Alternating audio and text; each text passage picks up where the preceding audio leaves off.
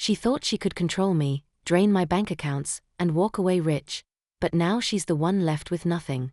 I'm 35 male, and up until recently I thought my life was pretty solid. I wasn't rolling in money, but I'd worked hard for what I had, a decent job, a house I bought myself, and until a few months ago, a wife. Kay and I had been together for 7 years, married for 4. I thought we had something real, you know? But lately I've been learning the hard way that you can't always trust the people closest to you. It didn't start with some big explosion, it was more subtle, little things that didn't add up. Kay had always been a spender, but I didn't think much of it. She liked nice things and I could afford to give her some of that. I handled all the finances, mortgage, bills, savings, investments, because she was never interested. At least, she said she wasn't. Then, out of nowhere, she starts dropping comments like, you know, if something happened to you, I wouldn't even know how to access the accounts, I'd be lost. Or, we should really have everything in both our names, what's yours is mine, right? I brushed it off at first. I mean, she had a point. If I died, she'd need access to everything. But something about the way she said it, it felt off. It wasn't a conversation, it was a hint, a push. One day, I caught her on the phone with her sister, talking about me. They weren't quiet enough and I heard Kay say, he's just stubborn, but once I get him to sign, it'll be fine. I froze. Get me to sign what? I didn't confront her. I wanted to see how far she was willing to go. So I started playing along. I told her I'd been thinking about it and maybe she was right. We should talk to a financial advisor, make sure everything was protected. She jumped on it, quick to suggest someone she knew, someone who deals with couples all the time. That set off another red flag. I agreed to meet the guy, just to see what she was up to. We meet with this advisor and the whole time he's talking, it's clear he's on her side. He's pushing hard for joint accounts, saying it'll simplify things if we just combine everything. But then he starts suggesting I move assets into her name, says it'll make things easier down the line, legally speaking. Kay sat there, all sweet and agreeable, like this was all just good planning for our future. But I could see what was happening. She wasn't asking for protection, she wanted control. And she wanted it all. That's when I knew I had to play the long game. If I called her out right then, she'd just deny everything and find another way to get what she wanted. So I played dumb. I told her I needed time to think it over, and I stalled, dragging out the process. Meanwhile, I started covering my ass. I moved some of my money into an account she didn't know about, and I started recording our conversations. She had no idea I was collecting evidence. Things escalated after that. She started putting more pressure on me, bringing it up constantly. Why don't you trust me? She'd ask. Do you think I'm trying to screw you over or something? She'd laugh it off, but there was always this edge to it. She knew I wasn't giving in, and it pissed her off. The emotional manipulation started then.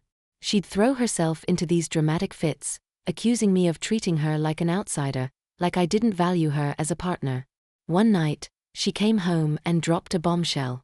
I talked to my sister, and she thinks we should take out a bigger life insurance policy on you, just in case. I almost laughed. She wanted me to sign over a massive policy, with her as the sole beneficiary. I played along, told her I'd think about it, but I knew then exactly what her game was. She wasn't just trying to get a little more control over our finances. She was making sure she'd be set for life if something happened to me. That was it. I stayed at a hotel that night, telling her I needed some space. She pretended to be concerned, asking if everything was okay, but I could see the calculation behind her eyes. She thought she had me wrapped around her finger that I'd cave. I didn't. I filed for divorce behind her back the next day, quietly moved the rest of my assets into a separate account, locked everything down. I didn't trust her for a second, and I knew once she got those papers, the real Kay would show up. And man, did she show up. When she got served, she lost it. Screaming, throwing accusations, "You're leaving me with nothing, you're trying to ruin my life." She flipped the switch so fast, it almost gave me whiplash. I handed her the stack of evidence, the emails with her sister, the recordings of her pressuring me to sign over the house, the life insurance policy she tried to sneak in. She didn't even try to deny it. She just stood there, looking at me like I was the one betraying her. She wasn't done though, not by a long shot. The next day she tried to get into one of my private bank accounts, walked into the bank, claimed I had given her permission to access the funds, saying that, as my wife, she had a right to it. But I'd already set up protections, so the bank called me immediately. When I confronted her, she had the nerve to act like I was overreacting. "I'm your wife," she said. "You don't trust me? You're treating me like a criminal." Her entitlement was unreal.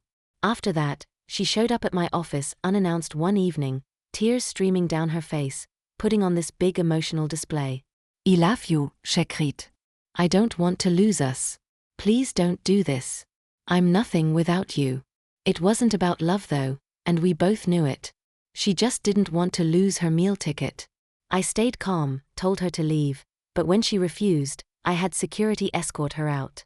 The look on her face, rage, shock, like she couldn't believe I wasn't falling for her bullshit anymore. But she didn't stop. A few days later, she showed up at the house, making a scene on the front porch.